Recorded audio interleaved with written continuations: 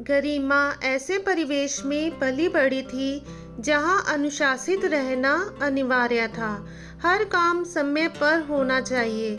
लड़कियों को किसी तरह की भी आज़ादी नहीं थी।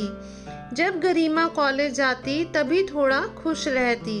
उसके मम्मी पापा के सख्त व्यवहार के कारण उसके दोस्त भी जल्दी नहीं आते थे और गरिमा को तो किसी के घर सिर्फ किसी खास मौके पर जाने की ही परमिशन थी, वो भी अपने बड़े भाई के साथ।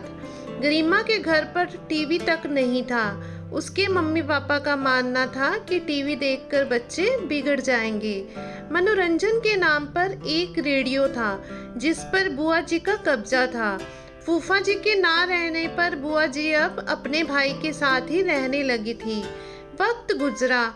गरिमा की पढ़ाई पूरी होने के बाद उसकी शादी मयंक से कर दी गई, जो कि पेशे से इंजीनियर था।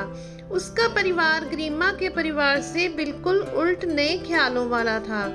ससुराल में पहले दिन गरिमा की नींद 8 बजे खुली, जो कि मायके में वह 5 बजे उठ जाती थी। वह बहुत डर गई कि ना जाने सास और मयंक उसके बारे में क्या सोचेंगे। इसी उधेड़-बुन में जल्दी जल्दी वह तैयार हो रही थी, तभी गरिमा की सास उसके कमरे में आई। मम्मी जी, मुझे माफ कर दीजिए, मैं इतना लेट कभी नहीं उठती। आज ना जाने कैसे मैं इतनी लेट उठी, मुझे कुछ समझ में नहीं आ रहा है। गरिमा सफाई देते हुए बोली, अरे बेटा, इतनी सफाई देने की कोई ज़रूरत नहीं है।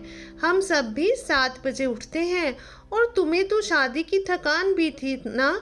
हम वीकेंड के दिन तो और भी आराम से उठते हैं, तो तुम्हें माफ़ी मांगने की ज़रूरत नहीं है। इसे अपना मायका ही समझो। गरिमा सास की बातों से सोच में पड़ गई और मन में बुदबुदाते हुए कहा, काश मेरा मायका भी ससुराल जैसा होता। एक दो दिन में ही सारे रिश्तेदार चले गए। दूसरा दिन रविवार था, तो सब अपने कमरे में सोए हुए थे। आज गरिमा अपने नियत समय पर 5 बजे उठ गई थी। नाश्ते में क्या बनाया जाए, इसी उधेड़-बुन में थी। सोचा कि मम्मी जी से एक बार पूछ लें कि नाश्ते में क्या बनाएं, लेकिन सब सोए हुए थे, तो उसने पोहा बना लिया और सबके उठने का इंतज़ार करने लगी। 9 बजने वाले थे, तभी मम्मी जी बाहर आई। गुड मॉर्निंग गरिमा। गुड मॉर्निंग मम्मी जी, नाश्ते में मैंने पोहा बनाया है, फ्रेश होकर आ जाइए। क्या तुमने नाश्ता बना लिया? आज तो हम बाहर जाकर नाश्ता करते हैं। चलो कोई बात नहीं, चलो तुम्हारा बनाया हुआ नाश्ता भी कर लेंगे और तुम्हें आज राम जी हलवाई के दुकान का लजीज नाश्ता करवाते हैं। लगता है आज भी तुम जल्दी उठ गई। कितनी बार तुम्हें कहा है बेटा, इसे अपना मायका ही समझो, ससुराल नहीं। गरिमा मम्मी जी की इन बातों से बहुत हैरान हो जाती और सोचने लगती, कैसे बताऊं कि मेरे मायके में इतनी लेट कोई नहीं उठता। एक बार मैं लेट उठी थी तो बुआ जी ने मुझे कितना डांटा था, पर यहाँ तो कोई बंदिश ही नहीं है। धीरे धीरे गरिमा खुलकर जीना सीख गई। अब उसकी सारी हिचक चली गई। सास के रूप में ही माँ मिल गई थी उसे। मायका तो वह भूल ही गई थी। एक दिन उसके मायके से बुलावा आया। ना चाहते हुए भी गरिमा को जाना पड़ रहा था। खैर गई। वहां जाकर फिर से वही रूटीन फॉलो करना पड़ रहा था। घर में वह बंद हो गई थी। उसका मन अपने ससुराल में ही लगा रहता था। सब उसे बहुत प्यार जो करते थे। गरिमा की दोस्त रीमा उससे मिलने आई और ससुराल के बारे में पूछा, तो रीमा ने कहा, मैं तो कहती हूँ कि भगवान करे हर लड़की को ऐसा ही ससुराल मिले। मेरे ससुराल में कोई बंदिश नहीं।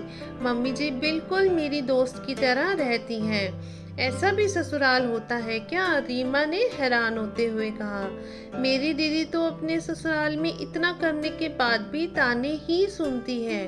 भगवान तेरे जैसा ससुराल सबको दे, क्योंकि तेरा मायका ससुराल ही था, इसलिए भगवान ने तेरा ससुराल मायके के रूप में कर दिया। सदा खुश रहो। दीपावली आने वाली थी।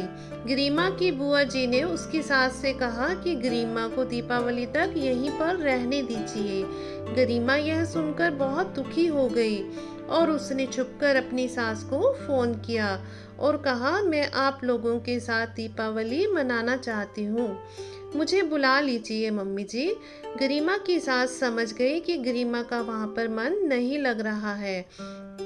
एक सप्ताह बाद गरिमा की सास उसके मायके आई। उनको देखकर सब बहुत आश्चर्यचकित हो गए। आप अचानक पहले बताया होता तो हम आपको लेने आ जाते, गरिमा के पापा ने कहा। क्या कहें, अब गरिमा के बिना मन ही नहीं लग रहा था तो बस मिलने चले आए। गरिमा सबको देखकर खुशी से फूली ना समाई, लेकिन अपनी खुशी को छुपाए रखा। गरिमा सबके लिए चाय नाश्ता बनाने चली गई। दरअसल बात ये है भाई साहब, हम गरिमा को लेने आए हैं। गरिमा के बिना हमारा मन ही नहीं लग रहा है और इस पर सोचा, बिना लक्ष्मी कैसी दीपावली, इसलिए हम अपनी लक्ष्मी को लेने आ गए।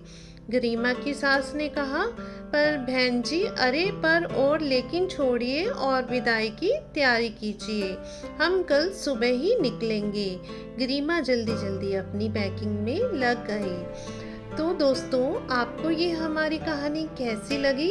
अगर आपको हमारी कहानी अच्छी लगी हो तो लाइक कर दीजिएगा, अपने दोस्तों के साथ शेयर कीजिएगा और अगर चैनल पर नए हैं तो चैनल को सब्सक्राइब भी जरूर कर दीजिएगा। धन्यवाद।